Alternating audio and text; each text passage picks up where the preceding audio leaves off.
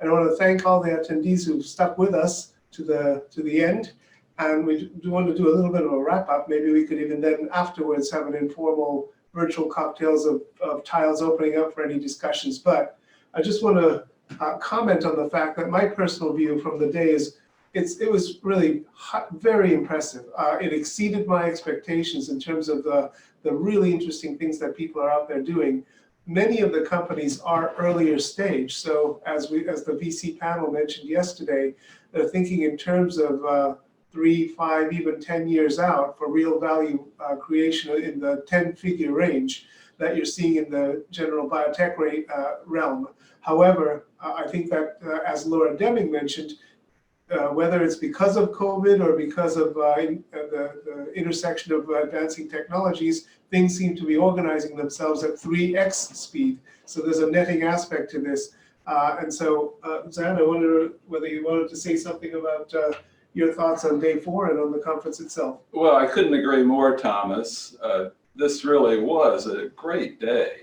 We had a tremendous variety, which is exactly what we were aiming for. But we had no idea that we would achieve the quality of presentation. And I think all of us can learn from this kind of diversity being displayed, even though if you're into mitochondria, you may not think that it's important to understand supporting senior care. The fact is, it's going to take multiple solutions to be able to make a dent in the problem. And it will take many more to really move the needle. And that is what we all want to see. You know, there's a wonderful book by the director of MIT Age Lab called The Longevity Economy. And one of the things he complains about is that older adults have the money and nothing to buy. And in our keynote address with Dr. Ken Dykewald, he also mentioned that. Well, this, I think, is the frontier. It's not only experiences, because the older adult with dollars does not need things anymore. I think that the shelf-ready products that some of you have talked about today, that are ready for their close-up, so to speak, coming out in a week, 2 weeks, and so on, that's where the longevity economy is from the consumer point of view. But I hasten to add, this is not just about old folks like me. This is about our kids and people who are being born today and who probably are going to live additional 30 years of health span. Now, that's not likely to happen for those in front of you, but I think we need to see this as the complete spectrum of age and ability, and not to lose sight that this is certainly about prevention. It's not about remediation. We've got to take care of our older folks, but we also need to provide a better future for younger people. Can I, at this stage, because I think we've sort of crossed the border, maybe we can bang the gavel on day 4 and on the conference. Metabesity 2020 is a terrific effort. Thanks again to everyone concerned in the behind the screens and so forth. But maybe we could, to the extent you're willing to open up your webcams and we can identify and recognize folks. We're now at the stage where we're kind of milling around and dissipating away from the conference that's ended.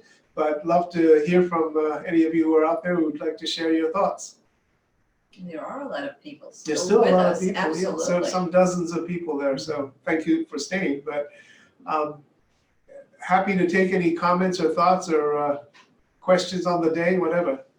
I see Tom Ross there. Did you identify any potential investment targets today, Tom? You got to unmute yourself. Yeah, I think possibilities. I had at least one inquiry the other day. I haven't really checked my email because I've been here all day. Good. Yesterday, we had a full day with Keiretsu Forum with 12 companies that were presenting, not necessarily on anti-aging. This was, but a lot of it was on bioscience. So I was unable to attend this conference yesterday, but I have been tuned in all day today. I'm looking at some ideas on possibly ways that we may be able to help coordinate and bring capital or services or whatever to some of the companies.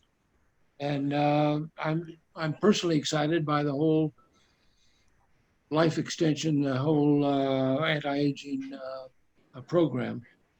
Well, that's great, Tom. I hope you'll stay interested. And I see an old friend, John Brooks, former CEO of Jocelyn Clinic and a serial entrepreneur and investor. John, good to see your name. Do you see anything that is worth commenting about? Please unmute. Let me see. Well, we'll see if John comes up, but let me just see what Jeff has to say. You know, Jeff, you were invited here and you got an eyeful in the second half of the day. You've invested in so many companies. You brought them to the public, and you're now with Heat Biologics. Tell us, what did you think of this? Are there any surprises? Are these companies you knew about? And how do you feel about investing? Yeah, I mean, I was very impressed by the technological competence of many of the presenters today. I think, especially in the area of, I think cell senescence is a hot area right now, and it's going to get even more interesting. Just so many applications there. And yeah, I think there's even companies that we could either we could invest in or work with as part of a collaboration from the current company I'm running. That's Heat Biologics. So very impressive. I think you organized a very impressive group of presenters. Wonderful, thank you. I see Gordon Cutler. Did you see any science you like there, Gordon? Unmute. Unmute. Unmute. There you go. An amazing amount of science, and I've made about 50 pages of notes as 4 days. It's going to take a while to digest it, but I'm fascinated by the diversity of approaches which seem to have relatively large effects, and I think it's fascinating that that there are all these pillars. I do think that I have a much stronger sense of the mitochondrial role in aging. I mean, we've always known it's a really important organelle and provides all our energy, and that it, like most of the body, gets worse with age, but the possibility that it's more primary, that loss of the ability to make energy in every cell critically influences many of the other aspects, I think is really intriguing. On the other hand, it's very clear that there's a lot else going on. Will fixing the mitochondria fix epigenetic reprogramming? I don't know, but it does look like it's a really, really important area to further understand and to explore. And I think I hadn't really thought about, I've known that metformin worked through the mitochondria, but I guess the fact that there are like 5 different mechanisms proposed has always made me a little less confident. So, but I think it's also pretty key that the things that we know work, or at least that we think work, or that are the leading clinical things, are also focused on the mitochondria. But GDF11, I was unaware of that. I mean, I'm going to have to go through. I can't even begin to summarize. Yeah, you can teach me after you figured it all out, Gordon. Well, I would never claim that, and when everybody, it's always true that what's unknown vastly exceeds what's known at any time. Yeah. Well, that's great. I see my sister, Mary Thomason. She's on her iPhone. She may not be able to show her beautiful face, but she's been on all through the conference, and that is true sisterly love and support. So at least I'm shouting out to my sister Mary. Now, I was surprised about the pet market. We heard about that more than once. I don't know. You can unmute yourself and say a few words about the size of that market, that you would consider going after that market as well. Interesting. For those of you who are including that in your efforts. You may remember, Adriane, last year Matt Kaberlein started giving data about his dog study. It's kind of famous in the anti-aging field. And people were thinking that people seem to care more about their pets than by themselves. And so it is a big market. And Michael Zemmel was talking about that as well for NewCert. But whoever's out there wants to talk about the vet market, please unmute and speak. But Zan, the licensed product.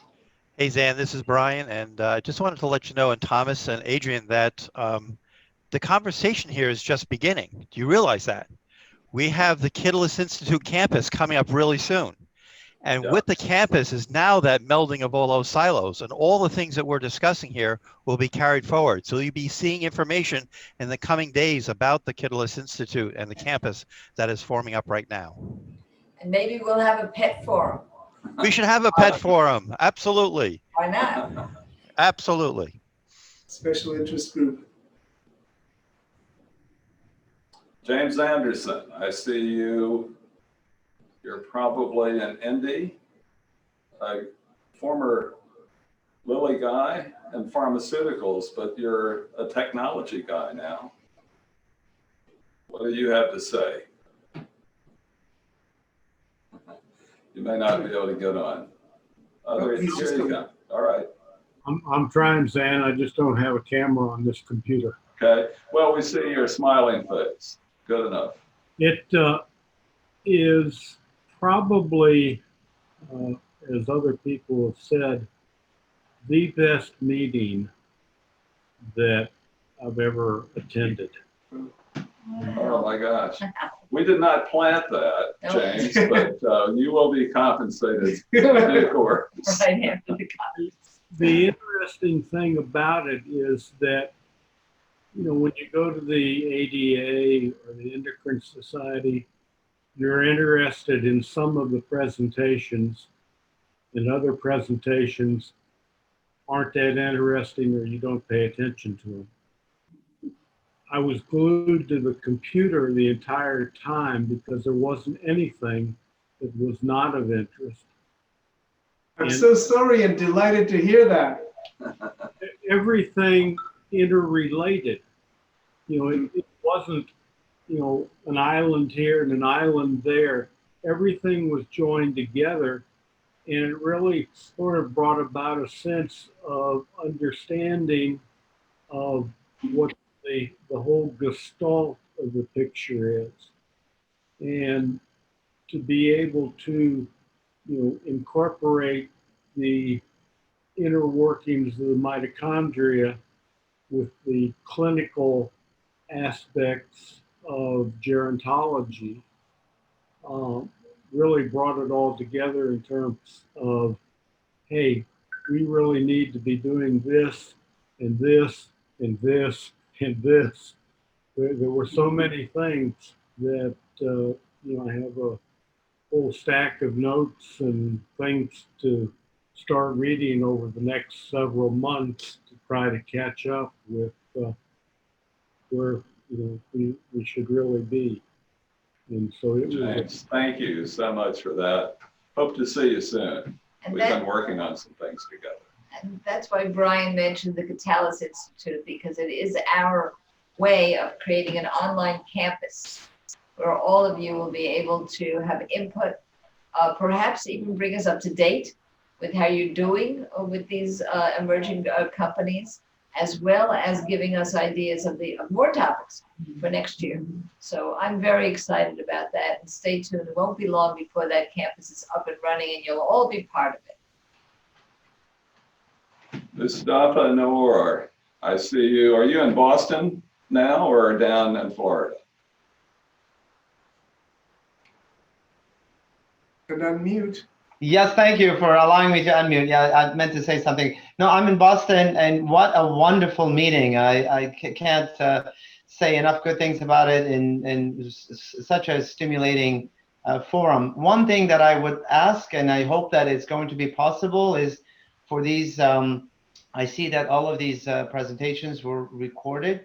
So if they can be made available online to those who registered for us to come back and review in the future at our own leisure, that would be really wonderful. Some of the presentations we had to necessarily had to miss because if you attended a breakout session, you missed the presentation, the following presentation. So that would be wonderful. And the second thing that would be really nice would be the ability to connect with people. So, you know, the way to connect with people offline and you know, allow for connections and collaborations to take place. I think that is itself will be enormously helpful too. Sure. We're working on both. It's going to take a little while for the recordings to become available. Yes. But they will definitely be out there, and there may even be some written material, perhaps even a monograph on the meeting. We'd like to do that. That's the kind of thing that the Kitalys Institute could, in effect, get behind and support. Absolutely, because it really is like drinking from a fire hose, as Yeah. Gordon was saying. So it just helps to go back and you know, review the presentation and connect with the people and have additional questions afterwards, because there's a wealth Can I of comment just to give a shout out to, well, Bruce Frankel identified on the tiles, and Connexum Services is how it's identified, but it's Brian Pratt. Those two gentlemen were key in the background of the back office. They burned the midnight oil to do all this stuff. They also still have a lot of work, unfortunately, that we've imposed on them, because these recording sessions have basically gone, what, 7, 8, 9 hours per day. And that represents an enormous amount of data, images, and sound. And so the request that you're making is perfectly understandable. And those gentlemen are kind of beating their heads because it represents hours and hours of computer work and editing and so forth. But at least, number one, a shout out to Brian and Bruce with much thanks from us. And number two, you can hear from the market, so to speak, the feedback from the audience. They're really waiting for you to get your work done. So sorry about that. And Absolutely, couldn't agree more. Great job. Great job. Thank you. A little shout out.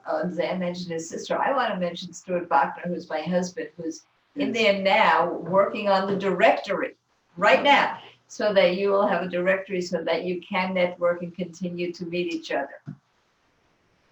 There's Stu. Oh, there he is. Yay. Okay. Yay. And Peter Anderson is here. He's actually on the board of the Kitalys Institute, and he's from a different world. He's from the world of wellness. And I kind of wonder how this landed on you, Peter, with all the hard science. Was it like Mars? Yeah, what was it like for you? Well, it was a little bit like Mars and drinking from a fire hose all at the same time. I mean, I had to pull up a lot of freshman biology just to kind of follow along, only halfway. And but it was fascinating. It was absolutely fascinating because the information, even though it was, a lot of it was above my head, but it was fascinating to look at the direction and the potential. And that was incredibly encouraging. And I hope we can get support from the wellness industry. They're doing their big wellness summit conference because I think there's another coalition here that we can make. Oh, absolutely. And ironically, they're doing theirs in November and they're doing it in person, which opens up a whole kettle of fish. Thanks, Peter. Is Greg Fay still on the line? I see your tile on here. Wanted to get your view if you're able to put your camera on and come up, unmute yourself, because we heard from Steve, from you, from Bobby, and you're doing such important work. This is, by the way, for folks who may not know, this is about the biological clock. This is about the thymic rejuvenation. But I'm not sure, I think some of you may have tiles on and you may not be able to come back on. So I apologize if you're not. It's a shout out to Greg, and if not, Hi. Hi, Thomas, I'm here. I cannot start the video, but you can at least hear me. we can hear you. Yes. Okay, so I'm sorry, I kind of missed the question. Okay, now I can start the video. All right. Terrific. Well, just the intro that you and Steve and Bobby had, many speaking roles in the conference, and you've done such, groundbreaking work amongst you for the clock, the thymic rejuvenation, etc., the Clock Foundation, which we kind of snuck into day 4 for one slot talking about a not-for-profit corporation. Thank you for that, by the way. Just Thank you wondered for including whether that. you had any comments for the after party here as we're gathering to go forth until next year. I appreciate you asking me. I certainly have enjoyed the conference. I've missed too much of it, but I've seen a great deal of it.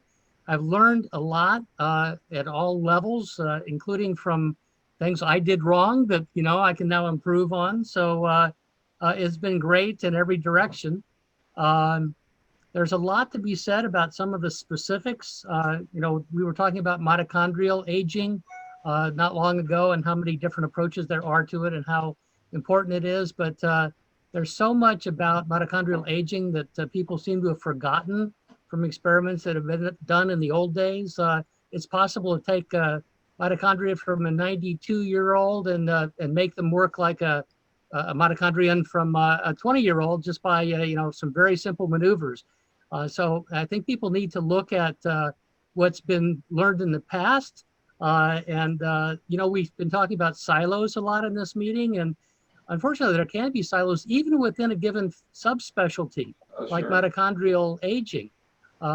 There's a lot of different kinds of observations that have been made, some of which contradict other ones. So I think this is a great meeting, though, for bringing a lot of these different ideas together. So I really appreciated being a part of this and being invited to participate in this. And I look forward to the next one. Hey, Greg, by the way, since you are in part depending on growth hormone, you mentioned maybe not, but right now you're using growth hormone.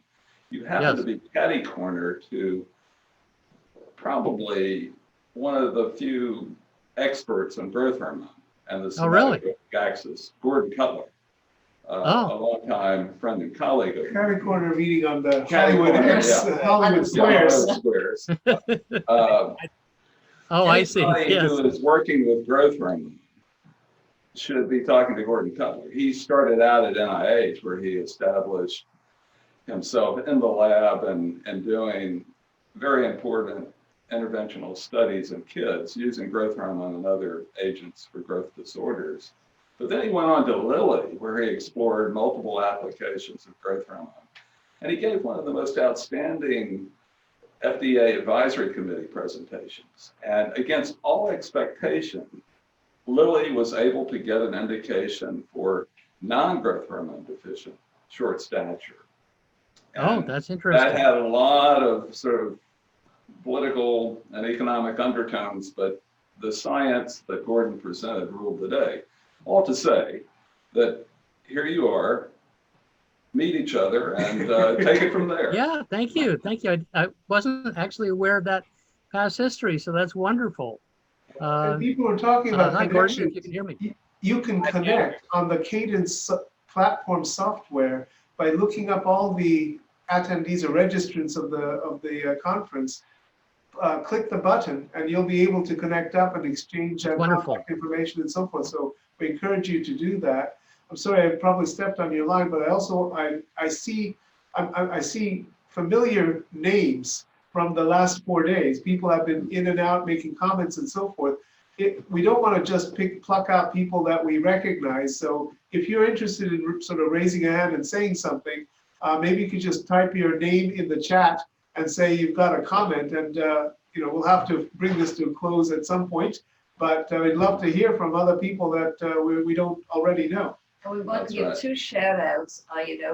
Zan reminded us that this is not about aged, it's about aging and young people. And we have been supported by two spectacular young people, Bronte and EJ. I don't know if you're on to say hello. Show your but faces. They have Yeah. been with us every There minute. they are. There they are. Look at this. Look at that. Fantastic. They, like Larry Steinman, the co-chairman of the meeting, they are Dartmouth alumna and alumni. Class of 2020.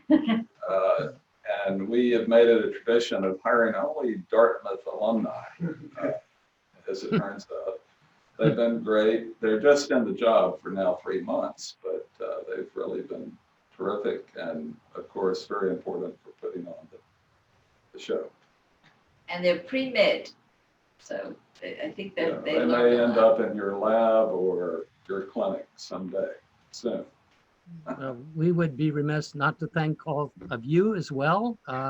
Fantastic job. I know this is not an easy thing to pull off. I think you're getting better and better at it. You're having a lot of practice now. Well done. Oh, thank you, Greg. Really appreciate that. We are on the learning curve. Well, if no one is, are people here, Claude, why don't you unmute yourself and put yourself on camera? I'd love to hear from you. I know that you had some substantive comments to make in the course of the conference. We should put on the, Claude, can you hear us? Can you come off mute? Whoa, we can hear you, No. but you sounded like a over-caffeinated squirrel from a not your fault, obviously the technical problem. Too many growth hormones. Sorry, Claude. Thank you. Well, I can read the chat.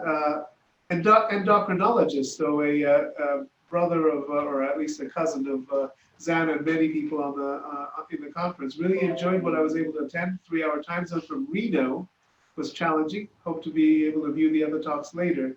Meeting exceeded your expectations. Great job. Thanks so much. Yeah, really appreciate that. And Tova Wolf is saying, wow, just a shout out to Always With You. I think many of you know from the data, but many millennials and likely others will benefit from this too. Yes, for sure. A lot of accolades, I'll say that. Love the online campus for Kitalys. That's Michael Zemmel. So we've got a raving fan and we haven't even done it yet. That's good. Anshu, I've seen your name. You've been a diligent follower of the conference. Would you mind turning on your camera and mic and just maybe letting us know what your interest in Metabesity was that drew you here and gave us so many hours of your listening time? I see the mic still on, so if you're able to get off it, then we can recognize you. Are there others of you who are out there who just want to say hello and talk about your reactions to the conference? I see Francesca while I'm tap dancing here. Francesca, I don't know if you can come on, but there was a lot of discussion about mitochondria during the conference, and I don't know whether you're such an expert in the area. Maybe you knew all this stuff, or perhaps you had a chance to connect up with folks. I think I saw a comment from Near to the effect that, hey, not everything is out of complex 1. And I think there was a good discussion in the breakout room. I couldn't make it because I was in the main hall. Yeah, Thomas, I wasn't there in the breakout room. And sorry if I don't show myself, but again, it was such an amazing conference that I kept the computer on all day, and I'm still in my pajama. And it's like 3 p.m. in San Francisco, and I still have to leave the house. No joke. So sorry if I don't show myself. Really, I'm not ready for that. But yeah, I have a huge bias for mitochondria, and I think that what this conference did, and it's amazing, is just to even connect basic biophysics to the overall perspective of aging. And there would be a lot to say about mitochondrial complex 1 being the main target of metformin for aging and many of the processes. So I think I can continue this conversation with Nir maybe later, And I know that Ben had a little bit of a conversation. We discussed about this a few times. And so, you know, our perspective is that we can explain this mechanism and basically without excluding all the others. It's just a matter of what is upstream or downstream of the complex 1 inhibition that affects all the other mechanisms. So, you know, obviously this is a huge overarching goal of ours to show that maybe this mechanism is the one mechanism that might explain most of the pleiotropic effect of metformin. But again, I'm not a gerontologist, we're just new to the space, and I think that a naive perspective on this with no biases might help in uncovering maybe. Your work is very elegant, Francesca. Oh, thank you, Zen. Love your presentation. Thank you very much. So that's all I have to say. Thank you. Amazing conference. Thank you. We got a thumbs up from Claude. We saw that. And that's what we're looking for next year. Well, I think we've worn everybody out. And we're probably worn out too. We're cruising on adrenaline here. But this has been wonderful. We really appreciate, particularly you who are still on, sticking to the very end. It's been great having you, and do plan on next year. We will definitely do it again.